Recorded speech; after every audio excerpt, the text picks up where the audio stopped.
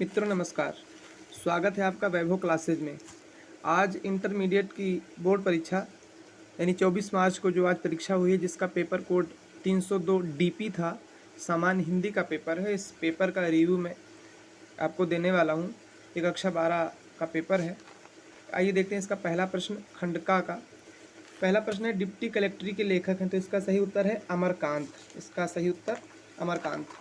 फिर अगला प्रश्न है कि भारत की एकता के रचनाकार हैं, तो इसका सही उत्तर है डॉक्टर एपीजे अब्दुल सॉरी इसका सही उत्तर है वासुदेव शरण अग्रवाल। फिर अगला प्रश्न है कल्प लता के लेखक, तो हजारी प्रसाद द्विवेदी की रचना है ये कल्प लता। फिर निम्नलिखित में से प्रोफेसर जी सुंदर रेड्डी की रचना है, तो ये प्रश्न वास्तव में गलत पूछ लिया गया है। इसमें पूछना चाहिए था नहीं है, क्योंकि इसमें से 3 रचनाएं जी सुंदर रेड्डी की हैं और एक ही रचना ऐसी जो इनकी नहीं है। तो प्रश्न अगर ऐसे होता कि नहीं है तो ये हमारा ये जवाब सही होता। तो प्रश्न ही गलत है। इस पर कुछ भी आपने लिखा होगा, इस पर नंबर आपको मिलेंगे, चाहे जो आपने लगाया होगा, क्योंकि प्रश्न ही गलत है। आरोहण प्रमुख स्वामी जी के साथ मेरा आध्यात्मिक सफर इस पुस्तक के लेखक हैं, तो इसका सही उत्तर है डॉक्टर एपीजे अब्दुल कलाम। इसके लेखक डॉक्टर एपीजे अब्दुल कलाम है। अगला प्रश्न है, निम्नलिखित में से अयोध्या सिंह उपाध्याय हरिओद द्वारा लिखित महाकाव्य रचना है, तो इसका सही उत्तर है वैदेही वनवास। फिर निम्नलिखित में से मैथिली शरण गुप्त की रचना है, तो इसका सही उत्तर होगा सिद्धराज। फिर अज्ञेय जी को निम्नलिखित में से किस काव्य कृति पर ज्ञानपीठ पुरस्कार मिला था, तो इनको मिला था कितनी नावों में कितनी बार। अज्ञेय जी को इस पर ज्ञानपीठ पुरस्कार मिला हुआ था। निम्नलिखित में से दिनकर की रचना है, तो इसका सही उत्तर है परशुराम की प्रतीक्षा, यही दिनकर की है, बाकी दिनकर की नहीं है। निम्नलिखित में से किसकी काव्यकृति है हिमालय, किसकी काव्यकृति है, तो महादेवी वर्मा की काव्यकृति है हिमालय। अगला प्रश्न आइए देखते हैं। अगला प्रश्न है, निम्नलिखित गद्यांश पर आधारित निम्नलिखित प्रश्नों के उत्तर दीजिए। एक गद्यांश आपके सामने दिया गया है और उसके बाद नीचे इसके 1 2 3 4 और 5 प्रश्न दिए गए हैं। का खा गा घा अंगा, इन प्रश्नों के उत्तर देने हैं। तो आपको ये प्रश्न पढ़ने तो इसी में से ढूंढ के आपको उत्तर लिखने थे, तो ये प्रश्न आसान थे, इसमें से ढूंढ के आपको स्वयं लिखने थे। तो आशा करते हैं इन प्रश्नों के उत्तर आपने लिखे होंगे। आगे बढ़ते हैं। अथवा करके चाहिए और चाहिए कोई एक खंड आपको करना था। हाँ, इसमें से कुछ प्रश्नों के उत्तर मैं बता देता हूँ जो थोड़े आपको कठिन लग रहे होंगे। जैसे चलो मैं इसका सभी प्रश्नों के उत्तर बताता हूँ। राष्ट्रीय जन अपने अपने मानसिक भावों को किन रूपों में प्रकट करते हैं, तो इसमें लिखा भी है इसका उत्तर। राष्ट्रीय जन अपने अपने मानसिक भावों को प्रकट करते हैं किस रूप में? साहित्य, कला, नृत्य, गीत, आमोद, प्रमेय, प्रमोद, अनेक रूपों में प्रस्तुत करते हैं, प्रकट करते हैं। फिर है संस्कृत के आनंद पथ को कौन स्वीकार करता है, तो संस्कृत के आनंद पथ को कौन स्वीकार करता है, इसी में से ढूंढने पर आपको मिलेगा। जो व्यक्ति सहृदय है वो प्रत्येक संस्कृत के आनंद पथ को स्वीकार करता है। फिर है मानसिक और स्वास्थ्यकर शब्दों के अर्थ लिखिए। मानसिक मतलब होता है दिमागी, यानी दिमाग से, और यानी इसको हम एक शब्द में बौद्धिक भी कह सकते हैं।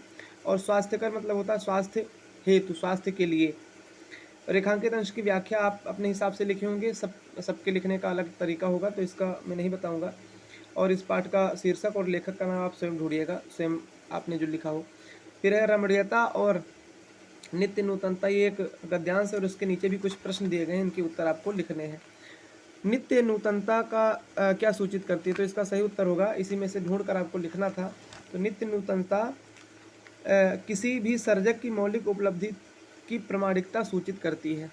किसी भी मौलिक नित्य नूतनता किसी भी सर्जक की मौलिक उपलब्धि की प्रामाणिकता सूचित करती है।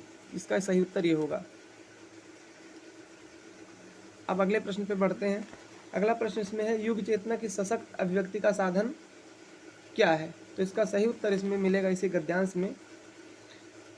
चलिए आपने इसको अगर लिखा होगा जो भी ढूंढ करके, और इसका सही उत्तर तो ये है कि भाषा समूची युग चेतना की अभिव्यक्ति का एक सशक्त माध्यम है। अगला प्रश्न इसका है, अन्योन्याश्रित और परंपरागत शब्दों का क्या अर्थ है, तो अन्योन्याश्रित मतलब होता है एक दूसरे पर आश्रित, और परंपरागत का अर्थ होता है प्राचीन अथवा पुराना अथवा परंपरा से। रेखांकित अंश की व्याख्या और उपरोक्त इस गद्यांश का शीर्षक और लेखक का नाम, इसको आप लोग स्वयं ढूंढिएगा। फिर निम्नलिखित प्रश्नों के उत्तर इस पद्यांश पर आधारित हैं। नरदेही अभी तक क्या कहते आ रहे थे, तो नरदेही अभी तक कहते आ रहे थे कि माता ना को माता हुई, पुत्र कुपुत्र भले ही, कहते आते थे अभी, यही नरदेही, यानी नरदेही अभी तक ये कहते आ रहे थे कि पुत्र भले ही कुपुत्र हो गए हों, लेकिन माता अभी तक कुमाता नहीं हुई। युग युग तक क्या कठोर कहानी चलती रहेगी? तो युग युग तक चलती रहेगी यही कठोर कहानी कि रकुल में भी थी एक अभागिन नारी रानी। रकुल में एक अभागिन नारी रानी थी। यह कहानी युगों युगों तक चलती रहेगी।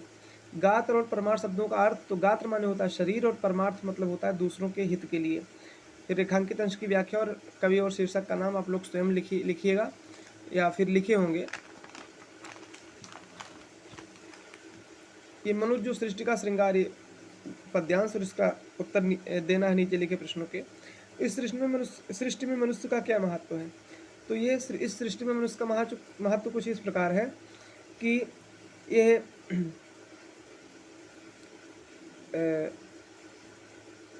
ये मनुष्य जो सृष्टि का श्रृंगार, ज्ञान का, विज्ञान का, आलोक का आगार, मतलब ये मनुष्य सृष्टि का श्रृंगार है। ये ज्ञान के, विज्ञान के और आलोक का यानी प्रकाश का घर भी है।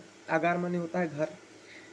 मानव जीवन का क्या श्रेय होना चाहिए? मानव जीवन का श्रेय होना चाहिए कि श्रेय उसका बुद्धि पर चैतन्य उर की जीत, यानी बुद्धि पर उसके चैतन्य हृदय की जीत होनी चाहिए। यही मनुष्य का श्रेय होना चाहिए। आगार और व्यवधान का अर्थ, तो आगार माने होता है घर और व्यवधान माने होता है रुकावट। रेखांकित अंश की व्याख्या और शीर्षक और कवि का नाम आप लोग स्वयं किए होंगे। फिर ये 3 कवि आए थे, इनके साहित्यिक परिचय और एक एक रचना लिखनी थी।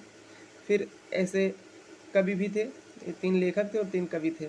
आगे बढ़ते हैं। अगला प्रश्न, ये आपके कहानी ध्रुव तारा अथवा बहादुर कहानी का सारांश लिखना था। पंचलाइट अथवा बहादुर कहानी के उद्देश्य पर प्रकाश डालना था। आप लोगों ने जैसा भी लिखा हो, क्योंकि सारांश आपने स्वयं लिखा होगा अपने हिसाब से। फिर खंड का आपके यहाँ जो चलता होगा उस खंड का के आधार पर प्रश्नों के उत्तर देने थे। अब अगला प्रश्न है, संस्कृत का एक खंड था और इस खंड का हिंदी में अनुवाद करना था, संदर्भ भी लिखना था। तो आशा करते हैं आप लोगों ने इसका अनुवाद लिखा होगा। इसका 8वां खंड भी है, 2 में से कोई एक करना था। फिर एक श्लोक भी था, छोटा है इसलिए इसका मैं अर्थ बता देता हूँ। विद्या विवादाय धनम मदाय शक्तिम परेशान परपीडनाय खलस्य साधो विपरीत में तज्ज्ञानाय दानाय च रक्षणाय। मतलब जो दुष्टों की विद्या होती है वो विवाद के लिए, झगड़ा करने के लिए होती है। धन उसके अहंकार के लिए होता है और उसकी शक्ति, उसकी ताकत, उसका बल दूसरों को पीड़ा पहुँचाने के लिए होती है।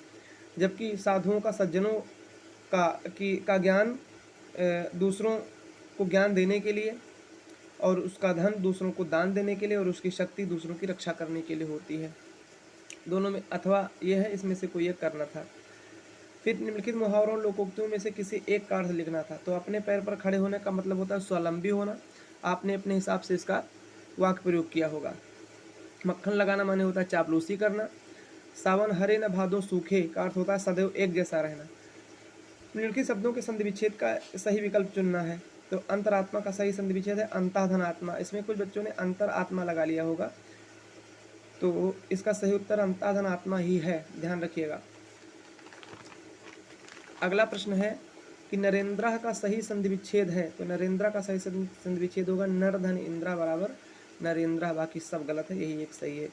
पवित्रम का सही संधि विच्छेद होगा पो धन इत्रम पवित्रम। ओ और ई की संधि हो रही है, पवित्रम होगा इसका।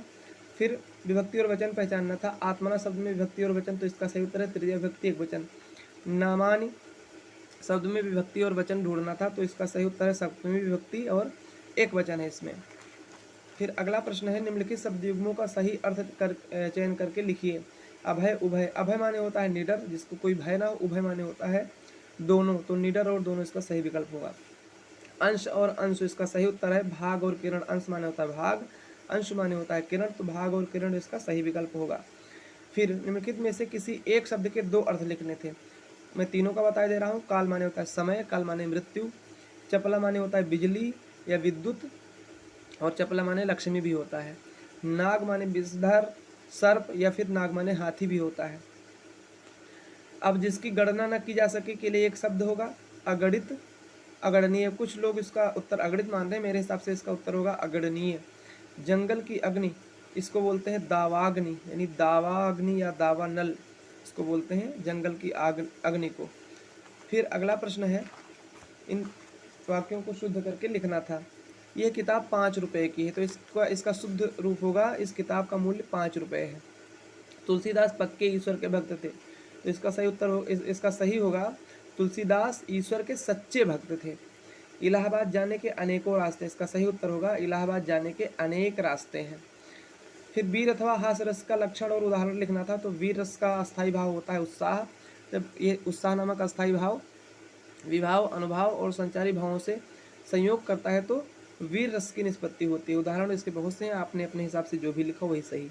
हास्य रस का भी होता है अस्थायी भाव हास, और विभाव अनुभव संचारी भाव से जब ये संयोग करता है तो हास्य रस की निष्पत्ति होती है। ये इसकी परिभाषा हो गई। अनुप्रास अथवा उपमा अलंकार का लक्षण और उदाहरण, यानी अनुप्रास अलंकार जब वर्णों की आवृत्ति होती है तो वहाँ पर अनुप्रास अलंकार होता है। उदाहरण आपने अपने हिसाब से जो भी लिखा हो। उपमा अलंकार जब उपमेय की उपमान से किसी रूप, गुण, सौंदर्य, रंग इत्यादि के आधार पर तुलना की जाए तो वहाँ पर उपमा अलंकार होता है। दोहा अथवा चौपाई छंद का लक्षण उदाहरण, दोहा छंद में 4 चरण होते हैं, पहले और तीसरे में 13-13, दूसरे चौथे में 11-11 मात्राएं होती हैं। चौपाई में 4 चरण होते हैं और चारों चरणों में 16-16 मात्राएं होती हैं। अंत में दीर्घ होना अच्छा माना जाता है चौपाई छंद में। इस तरह से जो जितने प्रश्न मौखिक बताने लायक थे, वैकल्पिक प्रश्न थे, मैंने प्रयास किया उन सभी प्रश्नों के उत्तर आपको बताऊं। और इस प्रकार इस प्रश्न का जो विकल्प वाले प्रश्न थे और 1 अंक के प्रश्न थे या फिर मौखिक प्रश्न थे, उसका मैंने सभी प्रश्नों के उत्तर बता दिए हैं। आशा करते हैं इस वीडियो आपको पसंद आया होगा। पसंद आए तो उसको लाइक ज़रूर करें। और अब अगर अगले प्रश्न पत्रों के भी रिव्यू आप इसी तरह से चाहते हैं तो इस चैनल को सब्सक्राइब कर लें, ताकि मैं अगले प्रश्नों के जब रिव्यू डालूं तो आपको उसका नोटिफिकेशन मिल जाए और आप अपने उत्तरों को मिला सकें। वीडियो पर बने रहने के लिए आपका धन्यवाद। इस वीडियो को शेयर भी कर दीजिएगा। Thank you.